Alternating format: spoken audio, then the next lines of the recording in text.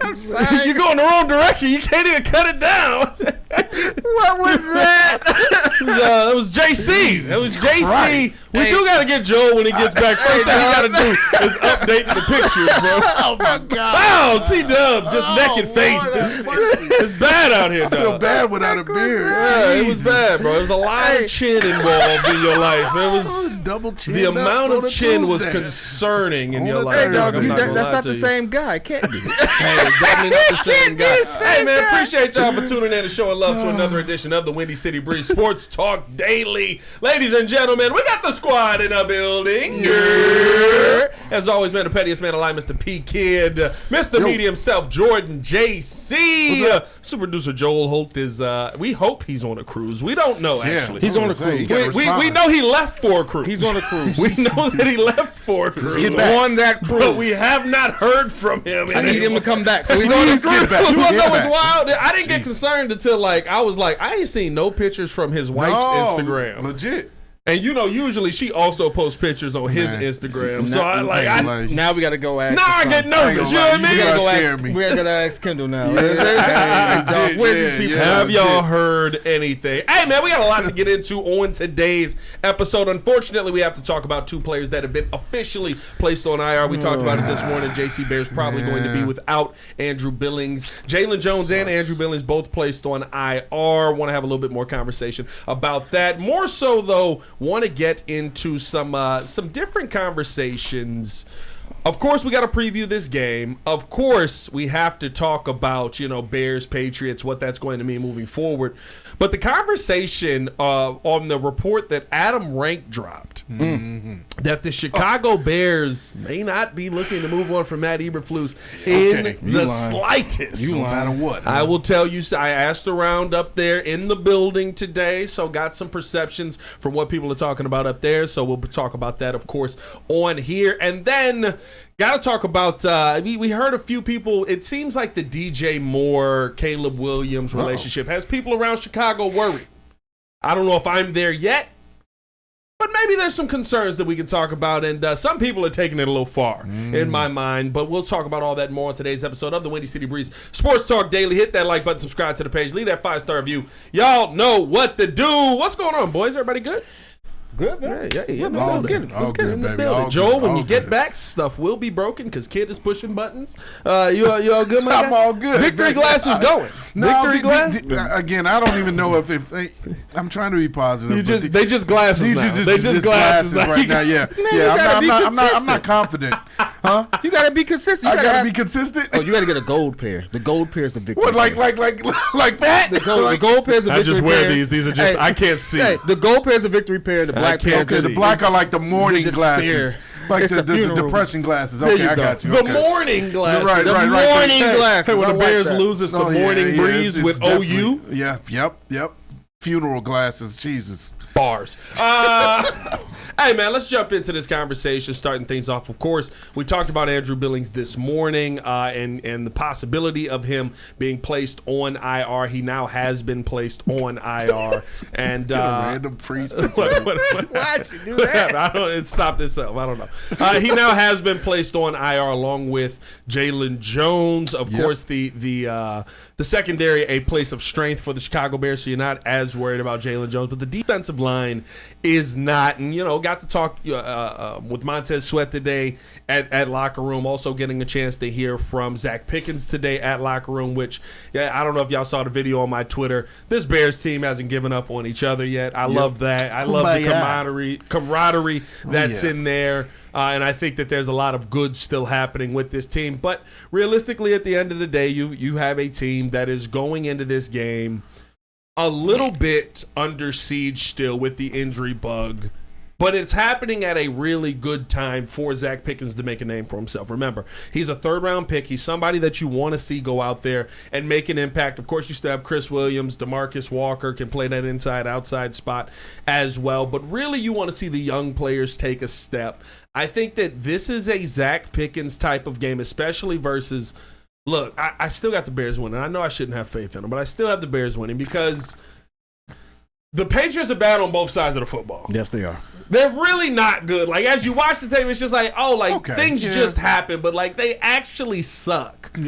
And so, like, to me, this is a game where you want to see your young players step up when they can. But remember, the last time we really saw Zach Pickens consistent on a field was probably that Hall of Fame game to start the season. And he was getting manhandled by the backup to the backup center on that team. Oh, boy.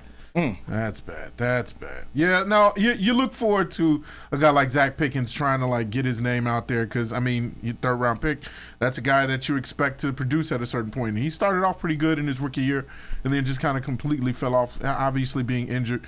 But I'm actually excited to see how that tandem looks. You know, obviously you don't want to see Billings go down possibly for the entire year. I know they're for whatever reason opening up to saying that he might come back, but that's only if we make the playoffs, basically. Like, all right, you know, that's an asterisk there. I don't know if that's going to happen, but I mean, I do love the fact that you're going to see a Dexter Senior and a Pickens tandem in that middle. That could be special, or that could be nice to see. I'll say that at the least. Not special right away, but you know, you do want to kind of invest in your young players that you expect to perform at a certain level. And we see Dexter's gotten there. We want to see Pickens kind of pick up the steam, and this is his chance to shine. Actually, like Washington's comments on when you don't have certain people in there, what you expect and what the standard really should be, and to kind of summarize that. And he actually gave, you know, a glaring, not necessarily about Pickens per se, but he expects them to still perform. And so I expect him to come in and show out, and for us to actually right this ship, because it is a must-win game. So let's be very clear. He ain't got no choice but to show out at this particular point, right? Because if he doesn't come in and show out, we're going to have this same conversation, but it's going to be a lot louder. The noise is going to be a lot louder. So I'm happy that he gets the chance to actually get on the field. I love the video that you had on Twitter or X, whatever we call it now. Thanks, Elon. Whatever we call it now, like showing the support for him and everything like that. Yeah. I love that.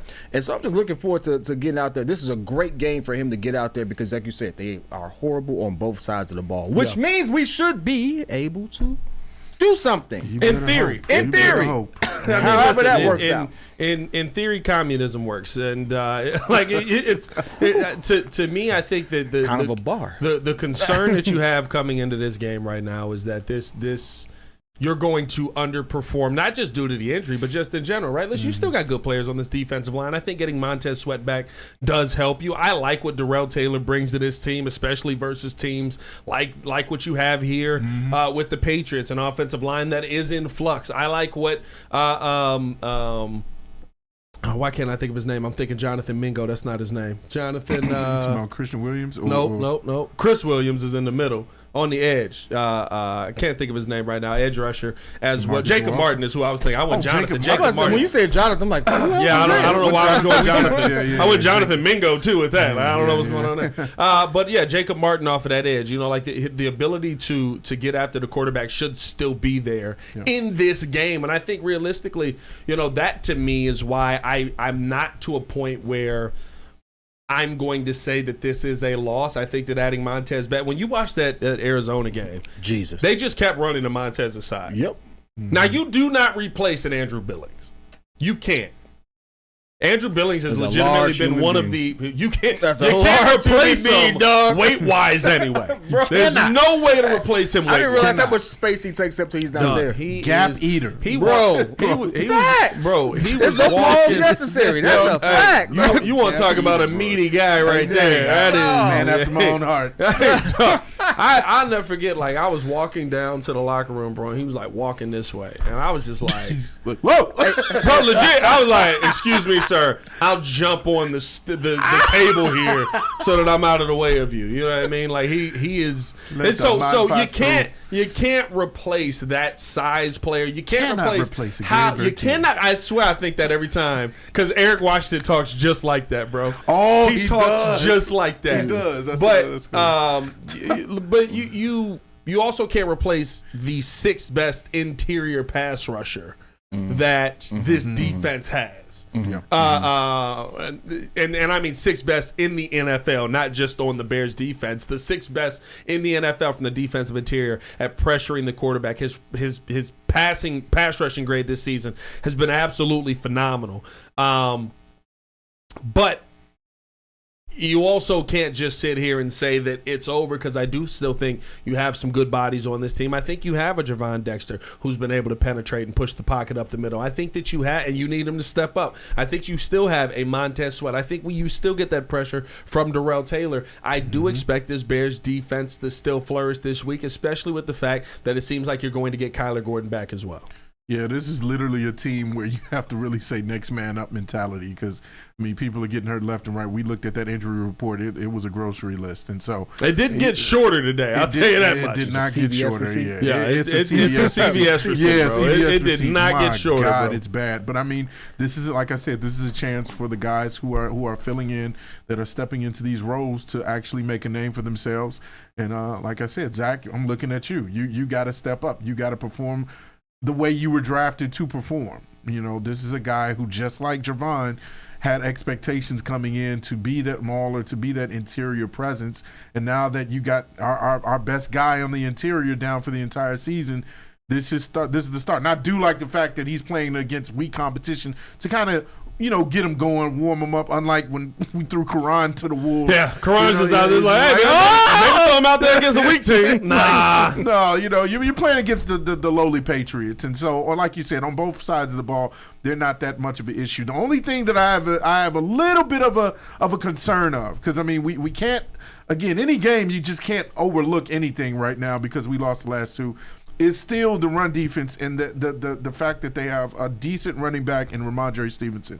And so that's another reason why I'm looking to Javon and Zach in particular to make sure that they don't allow any penetration up the middle when it comes to the running game for them. Yo. Yeah, I know. Hey, yo. I couldn't say that any other way, but, I mean, stop that penetration. Hey, yo. You gotta stop it.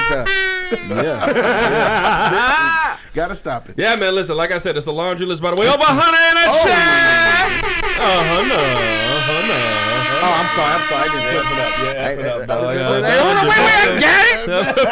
up. You just cause somebody to have a seizure, dog. Y'all stay safe. We gotta have the warning next time. I'm sorry, whoever you are. It's nuts. Seizure is nuts. Crazy. But no, man, listen, at the end of the day, this is a opportunity for you to go in there and get a win, and you have to do so.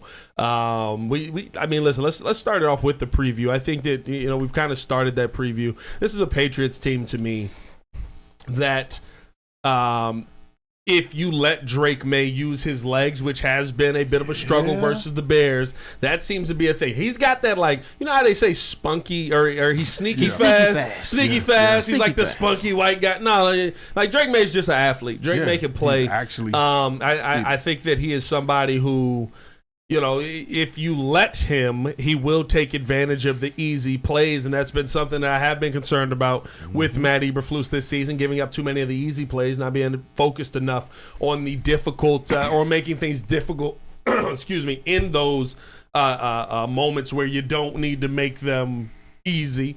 The one thing that I think that this Bears defense will be able to do is still get pressure on the quarterback. I think that puts our DB unit at an advantage. Having Kyler Gordon back means that you're going to be blitzing heavily out of that 42 nickel. That nickel blitz is something that the Bears do really, really well. And so I think that this is a good situation for the Bears to be in. I do believe in get-right games. I know everybody doesn't believe in those, but I think this is a get-right game. This is a game where you can go into it and say, okay, listen, and I think you need to do this. No matter what, we're going to figure out who the number one connection is. We're not worried about feelings. We're not worried about emotions. We're not worried about how this game plays out. We're worried about getting the job done. And that's it at the end of the day. So do you feel like if that was the case and DJ Moore takes a back seat, like permanently, to say Rome Odunze? Because that's a connection that's working. Are you saying that you're fine with that?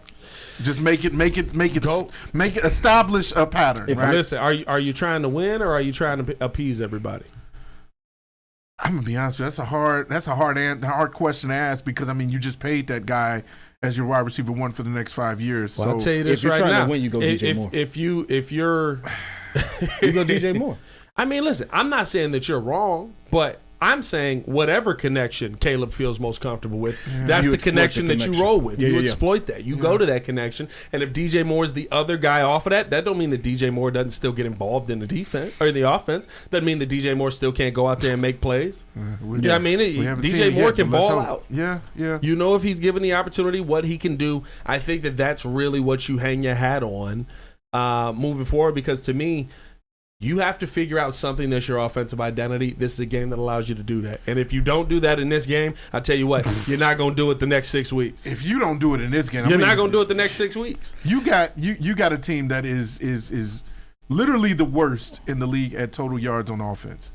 I mean, if you can't figure out a defensive presence, if you can't figure out, okay, how to establish a run defense, a better run defense, and you can't establish a connection and a pattern with your better receivers in this game, that is telling. And then now, again, I'm looking straight at the coaching. But yeah, you have to make sure that you establish some sort of identity going into that Green Bay game. For me, it's dominating the time of possession. Obviously, that's should be a clear indicator of who dominates and controls the game. But for the Bears, it hasn't. New England is actually bottom in the league in time of possession. Yeah. Under say what's that, 28 minutes or so. The Chicago is a rank in the middle, about 15th. However, it hasn't worked in our favor for some odd reason. We have not been able to have that stat translate into some consistent wins against some good teams. So realistically, this is one of those things. This is a real trap game for me. You want to know why I say that? Because the Patriots are the team that we should beat, and then everyone's going to be on this hopium. We're going to be on this riding this high, and then we're like, okay, we got it, and then that's we get smacked in the mouth. This is that trap game for me, in the sense of how it actually impacts the fans and how it changes our perception. Because all in all, what's really happening, what we're not really saying, and what the coaches didn't say, by the way, Pat. Great questions against the not against, but with Waldron, Washington, things of that nature. Get great questions there. They all ain't trying to say that they line is trash. Which is no one's trying to say it. Like Shane is not trying. It's a great question. You got the why, and Shane, I don't know if you know this, baby. Listen, Ooh, the why I wish is I could crazy, zoom bro. in, but I can't. Listen, not in the this why one. was crazy. Hey, my G, don't ever say that again, bro. The why was crazy. Don't ever add the why Please in don't. there. Because I'm gonna put you next to a clip of Matt Nagy, and we just gonna run that until you get the heck up out of It's Chicago. been too many Nagyisms over the last couple of days. Nagyisms. There's been too many Nagyisms, way too many. Yeah, But running it back. to wrap this up with a little bit, time of possession, actually doing something with it. So we can have that ball all day long, but if it's not translating to us actually scoring and things of that nature, it doesn't matter. It doesn't matter. And if this flips, I'm gonna be honest with you. If this becomes one of those games where New England controls that statistic, we have a problem.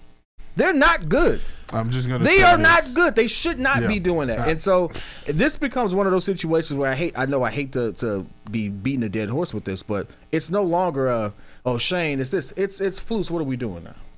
Exactly.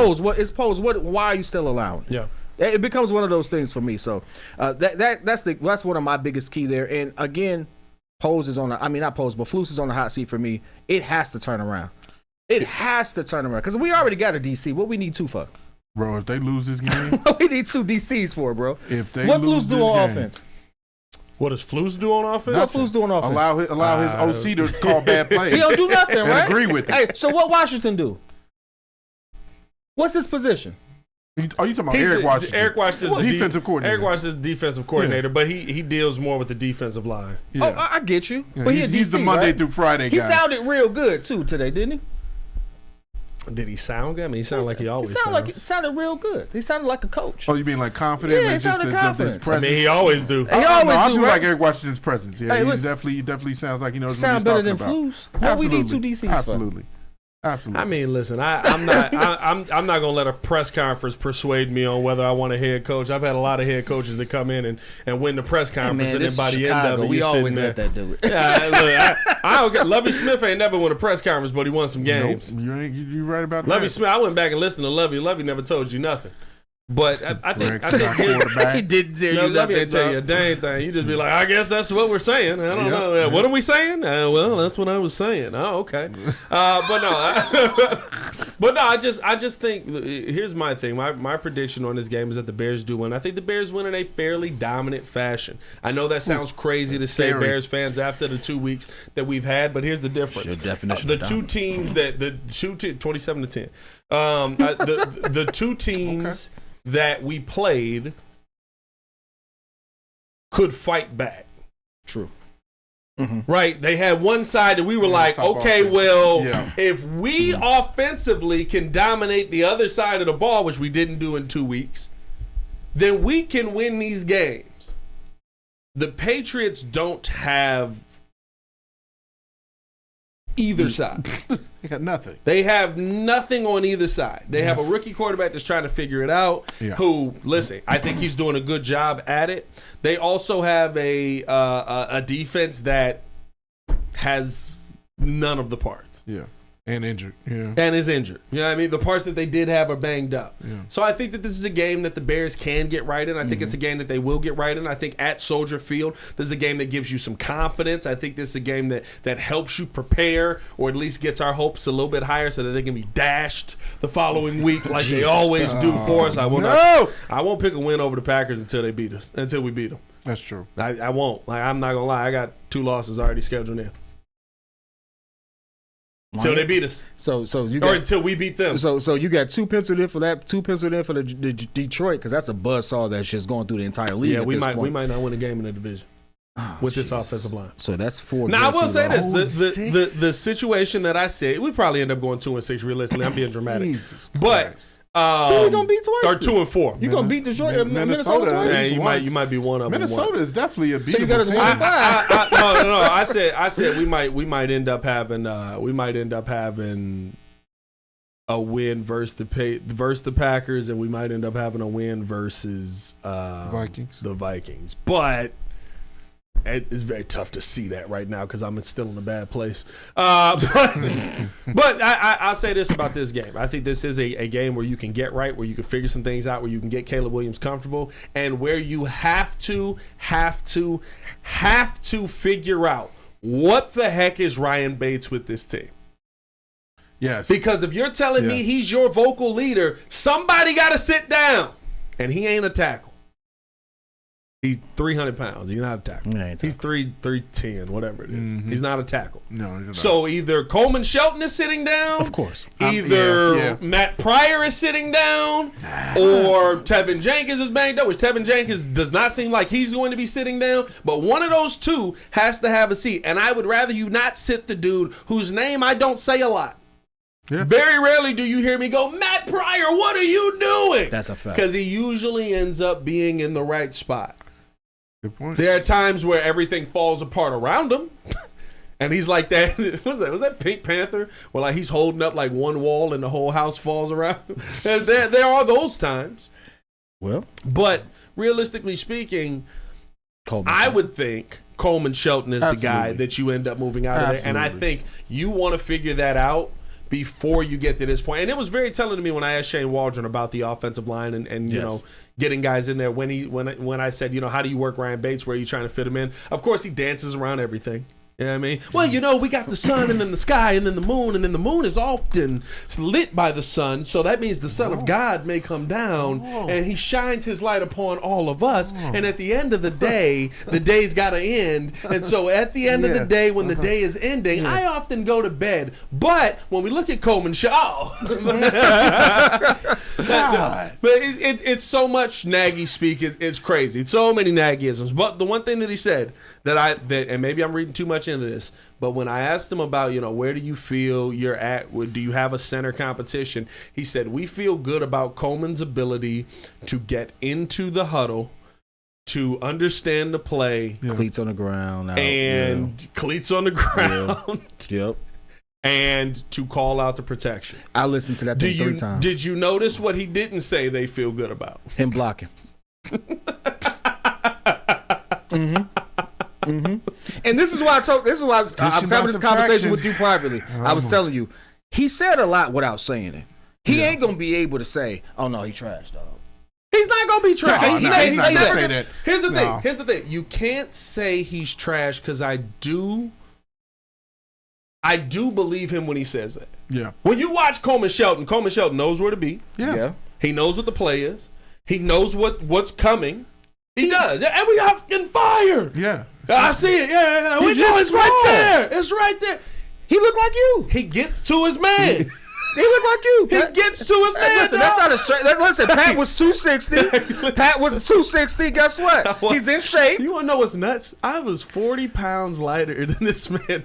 Actually, no, I was 25 pounds lighter. I got to 275. What are you now? I'm back to like 255 because I started lifting. Okay, again. good stuff. Good stuff. My man out here trying to he get back buff in the on y'all. gym. Hey, guess what? He back in the gym. I was sitting there upset. I was like, I'm gaining weight. I'm eating too much. I was like, oh, wait, muscle weighs more than that's me. Coleman Shelton looked bigger than you. Much bigger than you. Much bigger than me? Like, this is not a shot at your weight, but like, what did he look much bigger than you? He's wider. I was than just gonna me, say, is but it the width? He's wider than me, but he's 6'2", 6'3", he's something much like taller. that. Okay, So he got gotcha. like 3 inches on. Hey, Hey yo. Hey, yo. Hey yo. uh,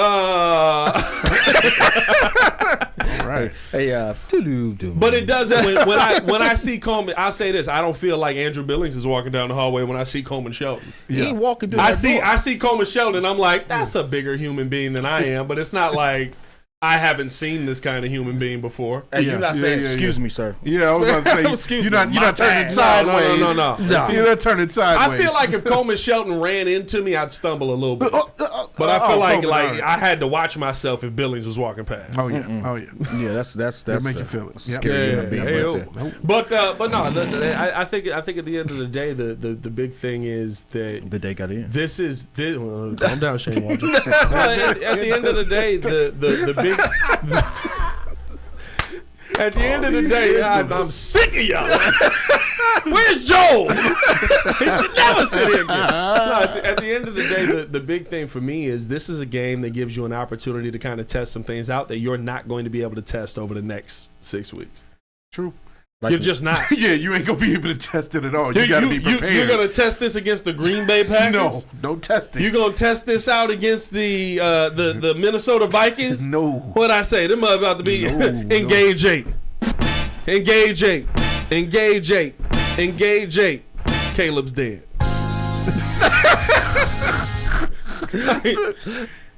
The Vikings about to blitz all night. Oh my God, yeah. You ain't lying. This is going to be scary. Yeah, no, this is definitely the game they got to prepare for the rest of the season. You better get it right. Yeah, you better get it right. We'll see what the Bears end up doing, man. Appreciate you guys for tuning in, showing love. Hit that like button if you have not done so. Subscribe to the page. Leave a 5-star review. Y'all know what to do. Let us know your thoughts in the comments below as well. Where is your confidence level heading into this game? Oh, we do got to get predictions. I gave my prediction. Is it 2017? Go ahead, JC. What's your prediction? I got the Bears' big win, 27-10. 2017. That's I'm gonna be honest That's a meaty with you. win. That's a meaty win. win. I got the glasses on, but these aren't victory glasses. These aren't confidence glasses. I'm gonna say we win by a field goal. I'm gonna go 2017. Sorry, That's not bad. 2017. Well, 2017. yeah, that's kind of bad. 2017. But they start the record again. Holding teams under 21, baby. And then it ends the We next got them week. under 21. I'm going to go, Jesus, I can't believe this. Freaking Patriots. I'm going to go 17-14 Bears. Whew. Yeah, another field goal. 17-14 Bears. I am going to say this. I think Drake May has a good game. He's nice. And I think the conversation and the real conversation of that day is going to be who prepared their rookie quarterback the best. Nothing more, nothing less. And it's going to be about those two. I think they're going to both have opportunities to go out there and show what they can do, but they've been putting Drake May in some good positions that we haven't consistently put Caleb in. So that's how I feel about it. And he's also running for his he's life, mobile. though. Yeah, he's a little mobile, and we don't do well against it. So it's gonna look better than it actually is, and I think that's gonna cause this wave of this loud fanfare of people to try to get Flus out of here or call out Shane, when I think Shane is more hamstrung by who he has protecting his quarterback. And Shane does have some scheme issues. I think in the first half, Shane called a decent game. In the second half, I don't know what he was doing with some of those plays. Mm-hmm. Like, there's some flood concepts, there's some bunch formations, there's some levels concepts, and I'm just like, why is everybody right there? Would you agree that like maybe he's getting too creative when he doesn't have the personnel to support it? Oh, he's got the personnel. I don't think he does. You don't think he has the talent? No. Like, receivers are one thing, but you got to have the people in front of your quarterback to get some of these plays off. I don't think he has it. I think that's the timing of it, but I mean the routes are on him as far as like when Orlovsky was talking about all 4 receivers being like within 5 yards of each other, and there's 7 defenders. That's horrible. It's like you have no spacing. Of course, Caleb's not going to know who to throw to. Yeah. I'll say this. I think that it's not a situation I would want to be in if I'm an offensive coordinator. Jesus. I don't think that bringing Ben Johnson to this team would help this team. No, you're going to make him look bad. I don't think that bringing Ben Johnson to this team would help this team. I think that you are in a no-win situation, but you also have to do 2 things. You have to call routes that are shorter, and you have to protect your quarterback. And what I mean by that is, because you can't protect it with the guys up front, you have to teach this young man, stop looking deep down the field unless you got the time to. Take the check down. Take the underneath route. Because those are there. Teams are giving you those consistently because they know you want to go out there and hit the deep route. You have to drill that into your quarterback's head and get him to understand it in the game when that is happening. You don't have the opportunity to go out there and big play hunt. What's funny is Caleb wanted to prove that so much before he even got drafted. His whole pro day was about just giving simple passes. Yeah. He's like, you guys think I'm always about the hero ball. Well, you kind of are passing up some simple passes. We know that people revert back to what they know. So I think it just has to continue to get coached out of him. Not that you don't want him to obviously take and make the special plays. I mean, that's what gets us going, right? We get excited at those deep. Oh, man. Yeah, like I would love a 50-yard bomb if you could throw it accurately. But for the time being, let's just get down the field. 5-yard pass here to your running back. He gains 5 more yards. That's the first down. Keep doing that. First downs come. Like I'm fine with that. And again, this is the game to do that. You got a team that you can experiment and tinker with, where you can start saying, you know what, let me just give it to this guy. Let me get it and let him eat and let him do what he needs to do with the yak, instead of looking for the deep pass. So we'll see. I think you also just got to listen, Shane Waldron, you got to step up and you got to put this young man an opportunity where he knows who his number 1 wide receiver is. I really don't believe that they think they have a number 1 wide receiver. That's crazy. I don't think that. Do the targets to DJ Moore say that? Dude, he's averaging like 4 a game. No, I hear you. Like I don't think that they really believe that. I think they believe we have 3 guys that all can be number 1 targets. And we do. Legitimate. We got 2 at least. But guess who else does? Rome. The Rams have 3 guys that legitimately could be number 1 targets. Who's the number 1? Cooper. Oh, cool. Yeah. The Vikings have 2 guys that could be number 1 targets. Who's the number 1? You know JJ. When the Texans were healthy, the Texans had 3 guys that legit could be number 1s. Who was the number 1? Tank. Yeah, probably Stephon. I would say probably Stephon. But Tank is number 3. Nico is definitely above. Nico Collins was definitely above him. But either way, right? Like they all know who their number 1 is. Yeah. For some reason, there's this notion in Chicago and definitely, I believe, within the Bears organization of, well, there's only one football. So then why are all these other teams so offensively successful with one football? It's not like they playing with 4 of them. It's not like they're like, oh, everybody, hey, you go.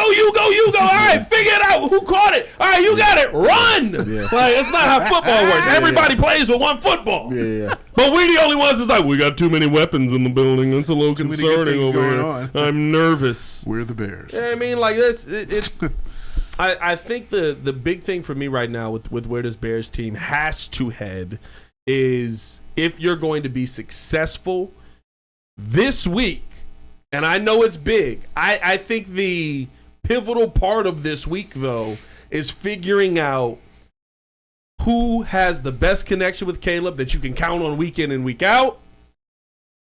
How do you get DeAndre Swift consistently involved in the game plan? Everybody else gets in from there. And it'd be nice to see if Ryan Bates is your starting center or not. It would be nice. It'd be nice to see a fan base just. I don't believe that, but I think he's better than Coleman Shelton. So because of let's that, see. of that, I'm good. We'll with see. it. I like that you have hope out here. I do. I have a little bit of hope. When did you become the guy? We gotta with have hope? hope. You know, When did you become the hope guy? when you start making Don't me give watch me this hope. all 22, and I was like, oh, you know what? I can't see that. I Yeah. can't. You know the one thing I will say though, and I have to give shout out to this one person in this chat because he's been consistently saying it every week, and we've ignored it. Gucci, you kind of right. Caleb does have to play a lot better. Yeah.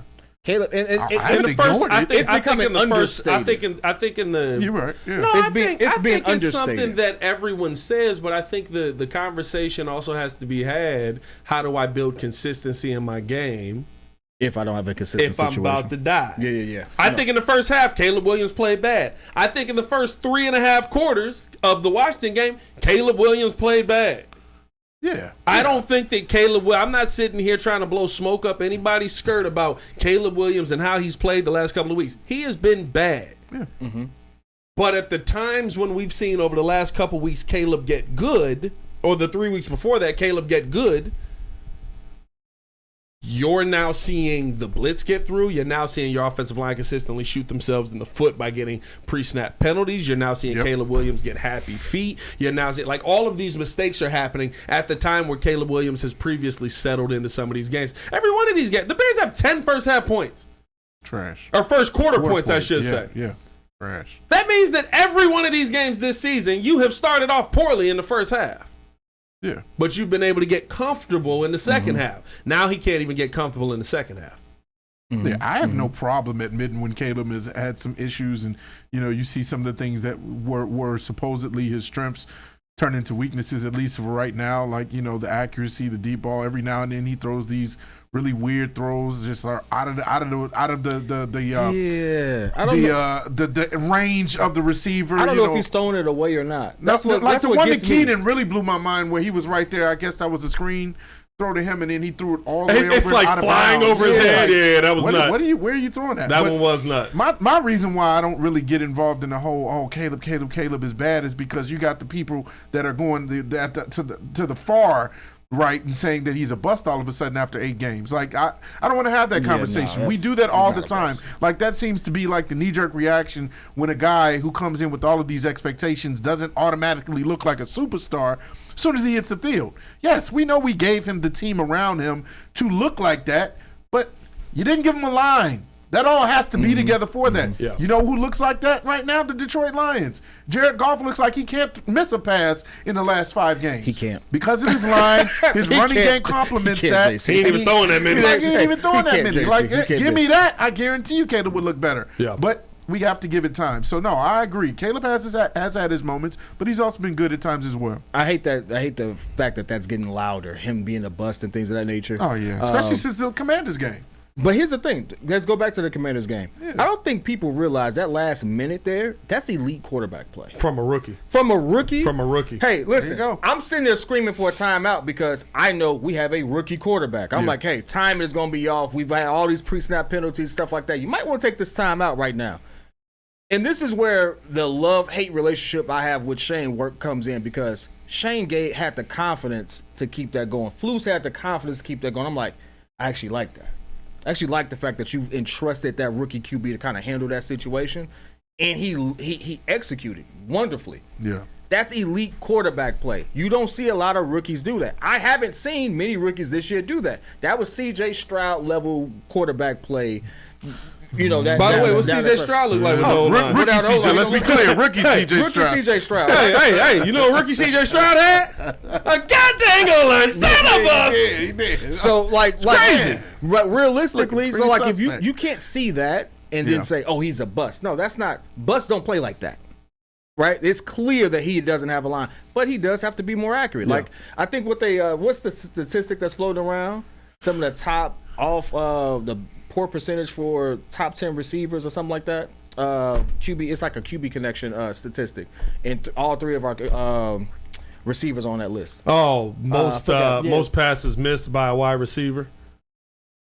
I think DJ Moore is all 3 10, of them. DJ Moore Rome is 9, and 8. Keenan is like 6. Wow. Yeah. It's like Wow. so it's like that's a Caleb stat. That is a Caleb that's on stat. him. Yeah. But that stat also keeps in account that something hits you in the hands, you don't catch it. Yeah, that's Keenan. Yeah. Yeah. Number of times. Yeah. Because a couple of these plays that you've actually seen, like watching the all 22, if they actually just caught the ball, we'd be having a different conversation. Yeah. Chains would be moving, stuff like that. So it's like, it's one of those things. He looks Man, terrible if at Keenan times. catches the ball that hits him directly in the hands, Right, that's a field goal. That was the first down. It's a first down and you keep the ball moving. That was I think that was the play where I think we either turned it over or something happened after Well, that. we went for it on 4th and 11. Okay.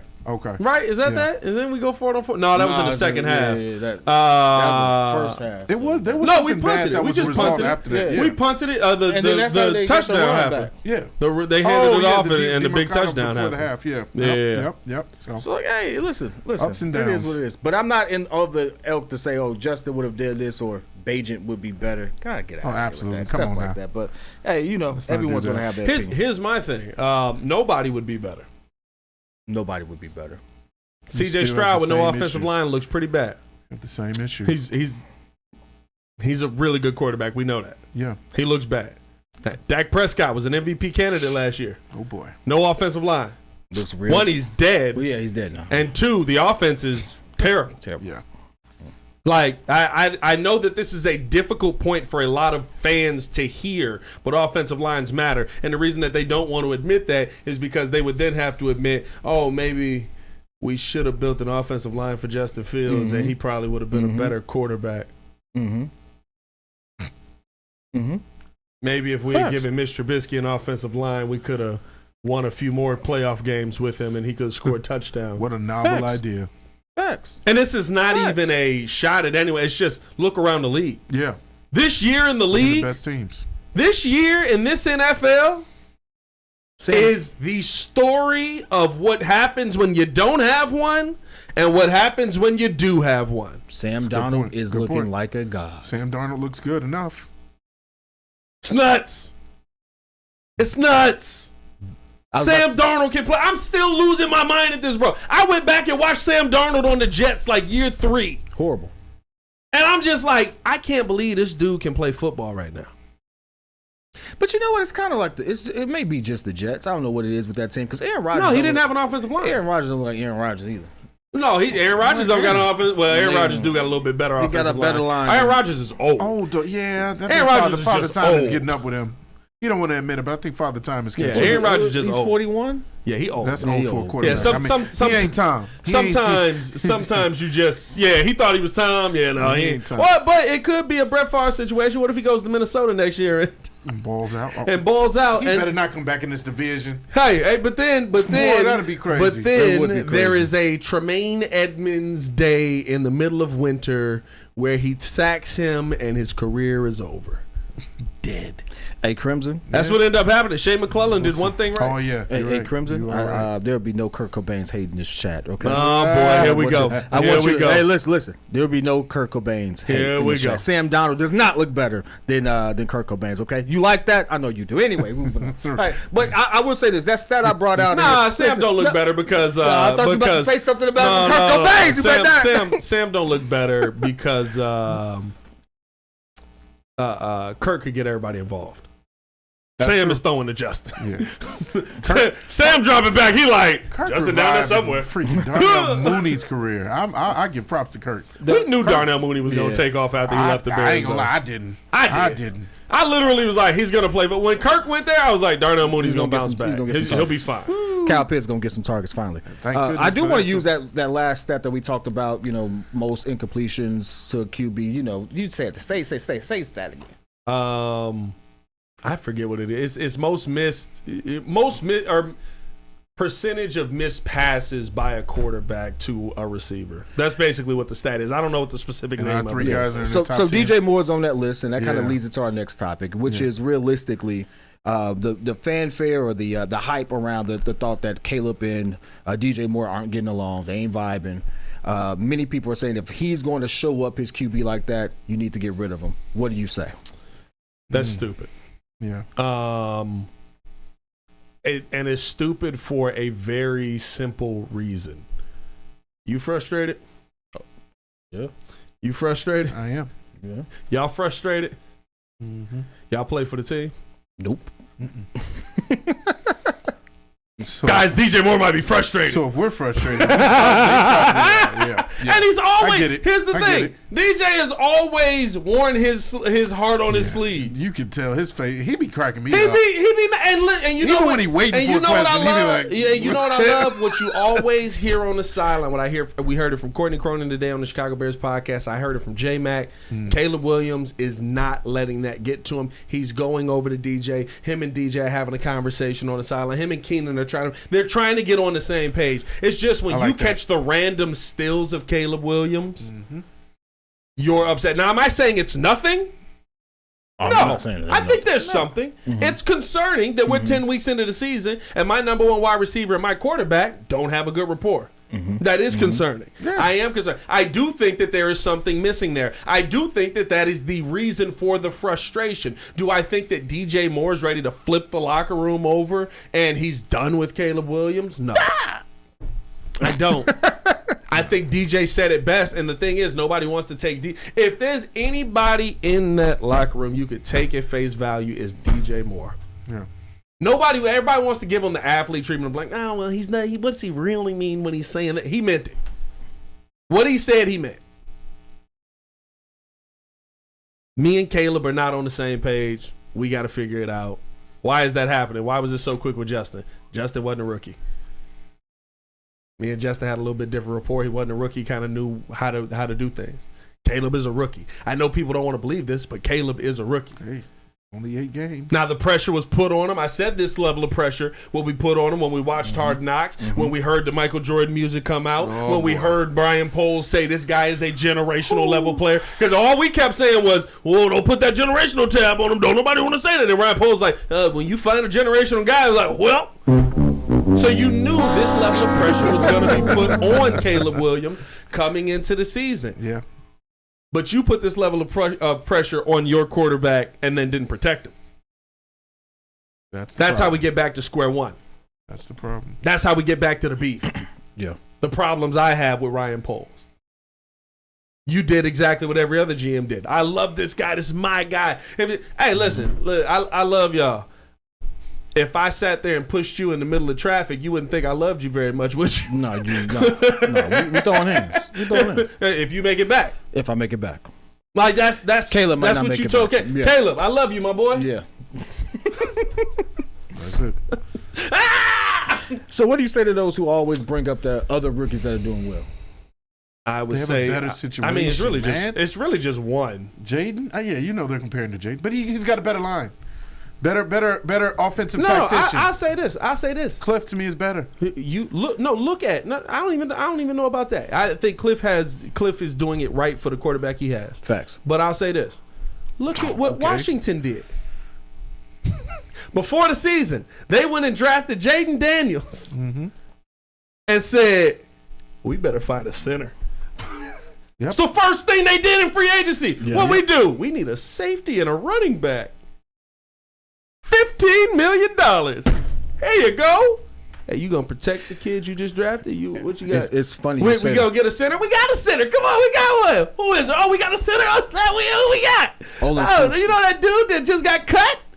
We got him. Coleman. Olin Krutz mentioned something like this week. It's like you have to find a creative way to get the right people in the room now.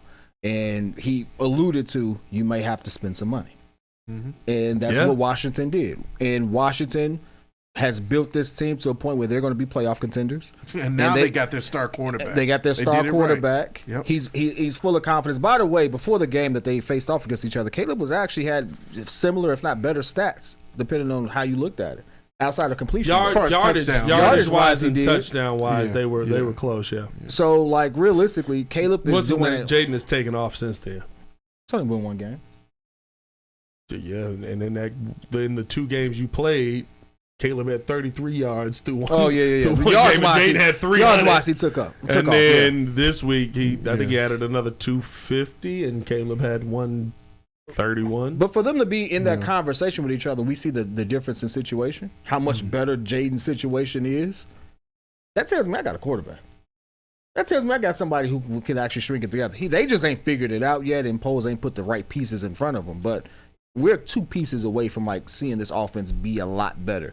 And hopefully Ryan Bates is that guy. So, well, I'll put it like this. Going back to the whole DJ Moore connection, I feel like what you said. He said he ain't that guy. Ryan Bates ain't that guy. You're not that guy, pal. You're not that guy. You're not that guy. That's one of my favorites. His name is Ryan Bates, not Jesus Christ. That was a bar. His name is Ryan Bates, not Jesus Christ. You're not that guy, pal. I don't like this whole narrative that DJ Moore and Caleb Williams are at odds. And what I did know, which is what I like you saying, is that Caleb has no fear of still going over to his veteran receiver and saying, hey, what do we got to do to get it back on track? Yeah. He's not scared to actually face the noise and, still try to figure this thing out despite not being on the same page. And you love to see it because at the same time, like I mentioned, who do you want to get involved? You got to get your star guys involved. You got to get the guy that you just paid a lot of money that's going to be here for a while, that's going to be connected to this quarterback for a while, involved. Yes, Rome and him have a really good connection going, but DJ has got to get that ball. He's not going to be happy with averaging 4 receptions in a season. That's utterly ridiculous when he just came off of his best statistical season when it was basically just him on the team. The problem is your best statistical season, the team was 3-4 at this point? At that point? We started off 1-4, and then we were 3-5 at the point that we're at right now. Yeah. You're at least in 500. You are. You're doing better. Your season start has been better. You're winning. You're absolutely right. You're winning. But we faced Green Bay early that season too. We faced Green Bay. We won. It got trashed. Yeah. So we ain't faced them yet. So we might start off better. We ain't going in. You calm yourself down. I'm just saying, we might not finish the same way, dog. I'm just letting you know. Yeah. That's interesting. Let me ask you all this: why do you think that connection with Rome looks better so far? Being drafted the same year and the little things to me. Is it just to me, like being a peer group? Being that guy, being young, coming up. I mean, it's kind of like they already have like a connection because same year drafted. You're trying to impress. The rookie connection. I just feel like that's just kind of like a natural sort of like organic like relationship. I feel like coming in, DJ Moore already was kind of like, hey, I'm for Justin, and then he had to pivot because the organization, well, no, we're bringing in our guy. Ryan has his guy now, so you got to pivot. And so maybe there's a thing where they just got to get that chemistry right. I think the chemistry was naturally already on point with Rome and Caleb, and DJ is not there yet with Caleb. Let me ask you this, Pat. This is the one thing that I saw from the tape, and I could be looking at it wrong. It looks like on a deep threat, Rome would be your better target from between the two. And in the end zone, Keenan Allen would be the better target between the two. So it seems as if the utilization of DJ Moore and the situations we've been in, it makes it better for them to go to those two targets than DJ Moore. Not to say he's not a good receiver, but like he's not better at high pointing than you would say Rome would be. He's not better in the end zone than you would say Keenan Allen would be. DJ Moore is not worse at anything than anybody. DJ Moore is your best wide receiver. DJ Moore is better all around. No, just in general. DJ Moore is better than Keenan Allen right now. To me, route running. DJ Moore is better than Keenan Allen catching the football. DJ Moore is better than Keenan Allen's been terrible this year. He has been. He's been terrible this year. Keenan Allen's just tall. And I think that they'll get it on track. My hope is that they get it on track. But realistically speaking, Keenan Allen hasn't been good at the one thing that you need Keenan Allen to be good at: catching the ball on third down, catching the ball in the end zone. I think that Rome Odunze has had a couple of games, and he probably ends up being your deep threat. He better be. He's 6'4". But that doesn't mean that you don't need to find a way to get DJ Moore the ball, because DJ Moore gets you down the field. DJ Moore is the kind of receiver that you can hit at any point in any way, and he will find a way to get you down the field. You just got to find a way to make sure that happens. Am I off base by asking the question that should, instead of Keenan Allen being that third down big target guy, we really should be targeting DJ Moore just because of the sheer amount of yak that he produces? No, because Keenan, well, I mean, he hasn't been playing well. I don't know now. No, you can't go away from him, but you gotta go to Keenan in that situation, because that's the only reason you brought him in here, and you didn't trade him away at the trade deadline. So. But the only reason you brought Keenan here was to be that safety blanket. But he just hasn't been. Would you agree that the big plays that typically that we find ourselves in need of, DJ Moore would be the receiver to produce those, and we typically find ourselves in third and long situations often? And so that from what I've seen, so far, it's been Rome. It's been Rome that's been to me. I've seen Rome be used used in those situations more just because of the connection they have. Which Well, is remember, why we we're didn't see talking Keenan about. for 3 games to start the season. Then Keenan came on the field. You had one game where Keenan kind of was non-existent. You had another game where Keenan basically, he balled out. He had 2 touchdowns. Yeah, The Jacksonville game was his best game. The Jacksonville game was his best game. I think it's just been up. Here's the thing. I can't blame Keenan Allen because I know Keenan Allen is talented. I can't blame DJ Moore because I know DJ Moore is talented. I can't blame Rome because I know Rome is talented. I'm struggling to not blame Caleb in a lot of these moments where the connection isn't there because I've seen DJ Moore do these things before already. I've seen Keenan Allen do these things before. I know that they understand the game. The connection with Rome and Caleb has been there for the most part. I think Caleb is just seeing things differently than what DJ and Keenan are. And you're not doing things to protect your young quarterback from making those mistakes. You're not running the football well. You're not putting DeAndre Swift in the check down positions. He's not taking the check downs. You know what I mean? Like I think those are things that you have to look at where at the end of the day the conversation is he's still a rookie quarterback making rookie mistakes, and you're hoping in the second half of this season that he's going to be able to kind of clear up some of those mistakes. You're going to be able to get on the same page because when you're off, everything looks terrible. Nobody thought Keenan Allen was a bad wide receiver when the Jacksonville game happened. Nobody thought DJ Moore was a bad wide receiver when the Carolina game happened, right? And yes, those are versus weaker teams, but that's where you can build those chemistry moments. That's where you can build those things up. We thought you could build that versus these defenses, but when you don't have an offensive line that's able to hold up for you, your quarterback's going to be a little bit off. His feet are going to get happy. He's going to be off base. Happy feet. And I asked Caleb, this week as well, do you feel like your mechanics are falling off after the sacks and stuff like that? And he's like, nah, you take a hit, you get back up, you get back in the huddle, you call the next play, you hope it goes better. Simple as that. That's all like you can do.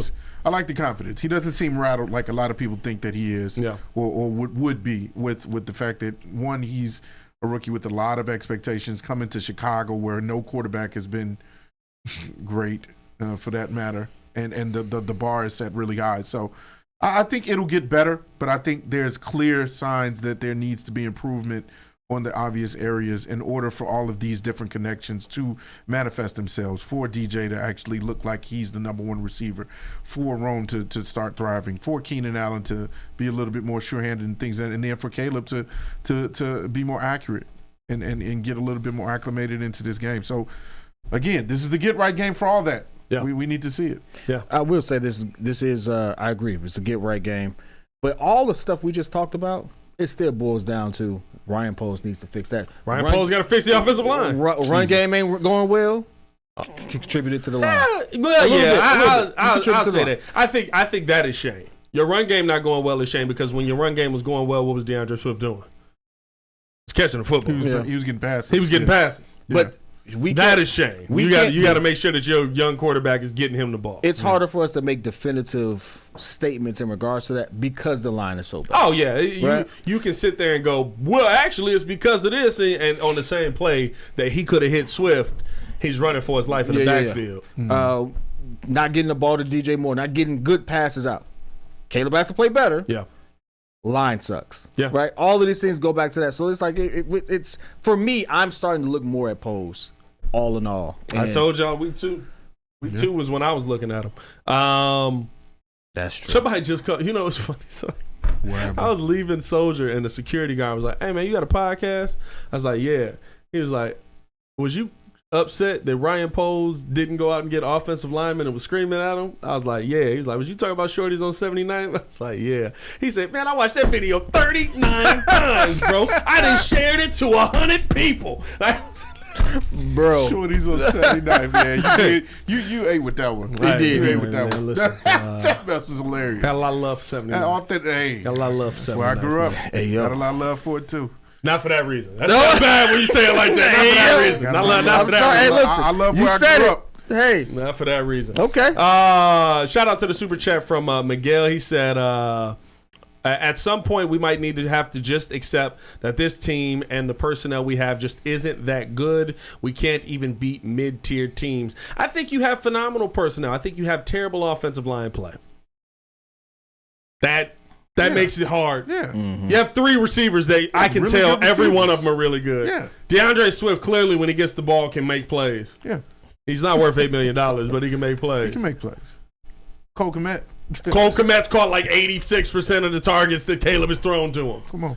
You didn't throw to him the last 2 weeks. Nope. Roddy B said GM went for talent instead of building the team. He went for the wrong I agree talent. with that. He went for the wrong talent. I agree Talent with is that. talent, no matter where the position is. No. He just went for the wrong talent. You need talent on the line. He went for skilled talent, and not talent that you don't The really trenches. talk about. Yeah, the trench. Yeah, you're not excited about drafting. you- a He I'm went tackle. backwards in that respect. I'm gonna be Yeah, honest yeah. with you. Like you never talked about Olin Cruz Good. because he never made a mistake. Really, No. if you was talking about Olin Cruz, you would talk about him if he was like laid somebody out, which he did often. yeah. But This like you Cursing never somebody really you never talked about somebody who like we how often do we bring up Matt Pryor? rarely. We bring him up basically to say he's on the offensive line. That's a good point. He's the best been offensive doing line that his we job. have out And there. the one time you doing his did try job. to cook him, you look back at it and was like, nah, Matt was where he needed to be. Yeah. And the rest of the line fell down around him. Yep. They were in their He's doing room. his Which job. is weird. They just had another picture like that. The Arizona picture is just like that, bro. It's crazy. Let's finish it out with this, man. Appreciate y'all for tuning in and showing love. Hit that like button, subscribe to the page, leave a 5-star review. Y'all know what to do. Let's finish the conversation out with this.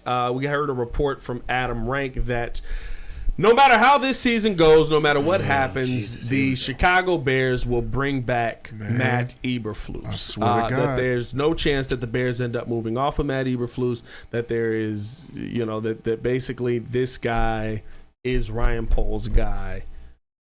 When you hear that, I know a lot of Bears fans lost their minds. Oh. I know there were You a lot think? of Bears fans who were sitting there just like, oh my goodness, I can't believe it. So today I spent my day up at Hallish talking with a lot of people who are in the building. No disrespect to Adam Rank, but Adam Rank is not in the building. I'm not saying he's not connected to people in the building. I'm not saying that his sources aren't telling them what they said. But I'm talking to people that are talking in the building on a consistent basis. Flex. Not at all. It's just I can't just go off of that and say that is the truth. Also a flex. I guess so. So I asked around today to a few reporters up there, some people that are in the building, and the general consensus that I've heard from people that are in the building on a consistent basis is that it's very early to make that distinction. You gonna get up and leave? That I'm about to go. that Matt Eberflus can stay no matter what, especially ahead of the Packers game. Because there is one game. Stay. I agree with that. There's one agree with game that, and I'm not sitting I here, agree with and I that. think this is the thing. Because That may be the feeling right now. It may be, it's a rookie quarterback. Which, listen, I get it. It's a rookie quarterback. We want stability. Matt Eberflus has the 10th best defense in the NFL. Mm-hmm. Probably not moving on from a dude with the 10th best defense in the NFL. But we got a DC. He's not calling the plays. Come on, dog. I mean, he's not. Come on. He's not calling the plays. You think he can't do what Flus do? Flu's pretty good at the defensive part. All right. Flu's pretty good at He the is defensive pretty part. I'm good. not going to take that Hey, away. listen. Okay. Even though last week it was tough. But a lot of I ain't gonna lie, he is. no, he's a really good DC. He is. And you need more of a head coach than a DC. I'm not Lovey- saying that you're wrong. Lovey went to a title game. Went to a Super Bowl. We fired him. Like 6 years later. But no, the year we fired him, he actually did well. No, he didn't. The year we No. The They year we went, fired him, he won 10 games. but he had lost He the rest won of them. 8 of them in the first, or 7 of them in the first half of the season, and won 3 the rest of the way. But no, I think my thing right now with kind of what this means around Flus is that may be the feeling right now. Will that be the feeling if he loses to Green Bay? And because I know this McCaskey family, Heck no. you've lost to Green Bay 5 times out of 5. He get fired at halftime. That will change the perception. He get fired at halftime. That will change the perception around Matt Eberflus being a part of this team long term. This is exactly why I screamed about this being a mom and pop organization. You think too small. I don't care if we whoop the Green Bay Packers come week, 9 or 10. It's right 11, after the Patriots. week 11. Week 11, right? Because I don't care if we beat the Packers. You know why? Because in the bigger picture, you still need to move on from a coach that has shown the worst resume in Chicago Bears history already as a head coach. He's lost games you shouldn't even think about losing, percentage-wise. He's not utilized good decision making. He backs up a OC that tells his linemen to go in and run the ball at the 1 yard line when you have a viable running back in Roschon Johnson that got you in the end zone multiple times on the same kind of play look. Like 4 yards of carry, right? 4 yards of carry. Oh, okay, that guy. He can get 1 yard. Yeah, he's on the 1 yard. Yeah, 1 yard. Can he get that 1 yard though? Yeah, can You have a head coach that, in my opinion, has lost the locker room's respect. Now, we can talk about all the players respect each other. The players are there for each other. But I don't think that they're there for Matt. You have a coach whose coach speak sucks. You have a coach who says, we just need to kind of get together and kumbaya this thing. Look at the score. Yeah, that's the score. But Here we are. Still the Bears. No. I don't care if we win. I don't care if we beat the Packers. You need to think big. You need to think larger. You need to think long term. Not thinking big. Not thinking big, bro. There's better people out there. Thank you for getting us to this point. But now that we have more talent, now that we have a up-and-coming quarterback, I need a better person at the helm. There's no excuse. I don't care. And again, I will say this. I've said this over and over. I'm going to repeat myself. Either we get to the Super Bowl or no. I've already been off the train for Matt Eberflus.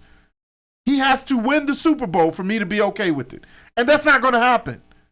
There should be no reason why you retain this guy outside of the lame excuse that you say, oh, we always fire the head coach, then we get a new quarterback, then we fire. So we want to break that chain. Okay, cool. Not this year, though. Don't break that chain this year. Matt Eberflus has shown you who he is. Let him go. The one thing that stands out to me is every season, Pat, you mentioned it, we have 2 or 3 games that we lose in spectacular fashion. Oh, magnificent. It is. It's a beautiful game that we lose. It's a beautiful game, a phenomenal game, and we lose. You can't go wrong with this game. Even if they're eating the cats, they're eating the dogs. We still lose. They're eating the. What about the geese? What about the geese? You can still be the president. Sorry, we're only halfway through this season, and we already have one of them. Two. We have 2. Yeah. But one that we talked about so much, we might as well have. They beat us twice at that point. Yeah. Because we talked about Washington facing Arizona. Should have been just focused on Arizona. Right? That's how bad it got. Also, the most egregious parts of it, offense has always been an issue, don't get me wrong. But we lost that game because of defense.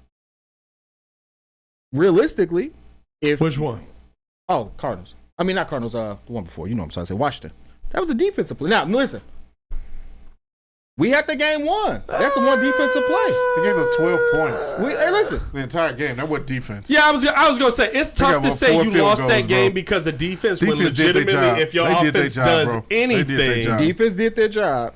except for the last Except for the last play that actually That's- matters. But legitimately, if your offense does anything, I'm with you. You win that game. I'm with you. But that's also a discipline Like thing. if they fell over into the end zone one time, That's also a discipline thing, though.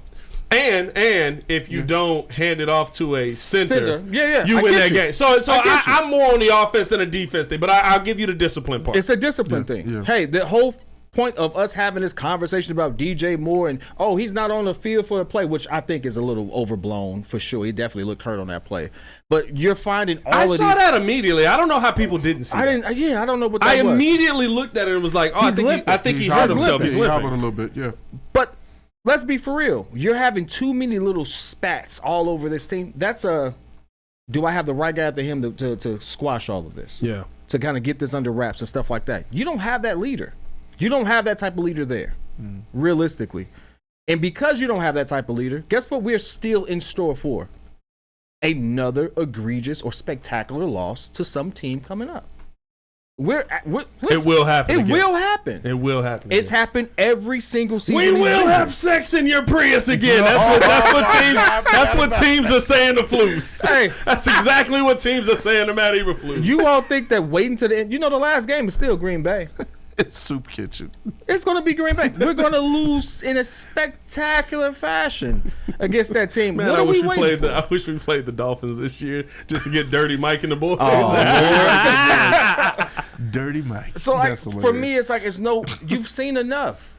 You've seen enough. It's not just about him being a good DC. Great. We've always had some type of good defensive scheme or team, whatever. Mm-hmm. He's not a good leader of men.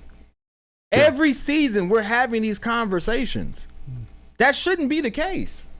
And I think here's the thing, right? And maybe this is the wrong way to look at it. But while you're developing your quarterback, you want the stability to be there. When you get to a point where you feel like your quarterback is good enough, you go the extra mile and hire the coach you want. I'm not saying that's the right way to do things. I do think that they wanted stability with Matt Eberflus there when they brought in a new quarterback just to make that transition. But it's not the same. Like I think that's the perfect time to bring in a new coach. But you missed that opportunity. But now it's about developing Caleb, getting Caleb to a certain point. We've seen that, right? A team is good, but they're not great enough. Not great enough. So I got to move on from you. Yeah. Don't mean I'm getting rid of everybody on this team. But you're not good enough. We've seen that. Yeah. I don't know if that's the way that the Bears are going to operate by the end of this season. I will say this. I don't think that Matt Eberflus's job is just eternally safe no matter what. I may be proven wrong. That's crazy. But losing to the Packers does matter to this family. He's probably going to lose to the Packers this season. Dog. If we talking about firing you before we play the Packers, you ain't got no chance, my boy. Like we about to Why get does smoked. that one game matter so much? Because your owners. Your owners. Your owners. It's the team that came into the league with you, and that is your rival. And for them, that is their rival. It's like that's their Super Bowl. I don't know if it's just Super Bowl, but it's just it's one of those things where, listen, division games mean more. Oh, it's not surprising. Like, listen, you think the Browns don't relish beating the Steelers or the Steelers the other way? I'm just not holding any more weight over Vikings versus Bears and Lions versus Bears this year because the goal is to get to the playoffs. The goal is to get to the Super Bowl. The Vikings have usually been beatable, though, outside of like the Randall Cunningham years. Like even when like the Bears were just mad. Well. Even when the Bears were just mad, I mean, like we still were able to. Adrian Peterson was cooking us, but we could always, go back and forth. That's true. Like they're not worried about the Vikings. Yeah. They not worried about the Lions. The Lions just got good. They just started having to be worried about the Lions. No one in the league was worried about the Lions. Last 2 seasons they've been The Packers you always had to worry about. At least last 20 years. And remember, there was like 40 years of like, we playing the Packers. That's 2 dubs. Mm-hmm. Like. I've never experienced that, but Joel has. Mm-hmm. So I just think 1910s. I think that there are things that you set out that you say are in the job requirements, and beating the Packers for one of them is. And I think that it's not don't win 10 games. I think it's not don't go out there and still be dominant. It's not. I don't think that you're lacking in these other areas, but I do think that you are saying you need to do all these things. Mm-hmm. And you need to make sure that you beat the Packers. And I'm not mad at that. I mean, we wouldn't mind getting on Jimmy Hoffa every now and then, in the chat. It's all good. I'll tell you this right now. They've been cracking us over the head. Don't you dare let us find a way to win that game. Because even if we suck. You better come in here fully ready, Jimmy. I'm going to kill you for losing to a team that is trash. If we lose to the Patriots and then find a way to beat them, I almost want it to happen a little bit more because I know Flus will get fired. And then it's like, you still suck. Y'all worse. Terrible. Ha! You know what I mean? It's a get-right game that we lose. We get our heads drummed in because we got the Vikings that next week. Oh, boy. I think the Vikings are right after. Engage 8. Engage 8. Engage 8. Engage 8. Caleb's dead. Nah, man. But honestly, I will see kind of where the season ends up going. The next couple weeks are huge. I mean, the last two, if it's up to me, he'd have been fired after the Arizona game. But, why is my franchise quarterback in at the end of this goddamn game? I had that man up on a boat. Bro, I'd have been like, I don't even know where I'm sitting in the boat, too. They put in a second string. What are you doing? I'm in Arizona. It's the desert. I'm just leaving them with a boat. Find somewhere to go. Bro, how am I going somewhere in this boat? I don't know. Figure it out. Put some wheels on it. Hey, listen. You brought a suitcase? Get the boatmobile. Listen, don't even go home. Just Spirit Airlines. Spirit Airlines for you. Just go. Hey man, it's we'll see kind of where the rest of this season goes. Sunday's gonna be big. Bears back home. Hopefully they come away with a dub. Hit that like button, subscribe to the page, leave that 5-star review. Y'all know what to do. We gonna get up out of here, man. For the pettiest man alive, Mr. P Kid, Mr. Media himself, Jordan JC. It's your boy Pat the Designer, back at it again. Y'all stay safe out there, Chicago. Bear down. One love. Peace. Hey, Don Quixote, man, good win in fantasy this week, but I'm coming for you, buddy. Who is Don Quixote that you know him personally? No, he plays in the BFL league. Oh, he beat me this past week. He was talking trash in the thing. Yeah, he beat me. You're getting clapped in fantasy like that, are you? Well, right. Why you saying like that? All right.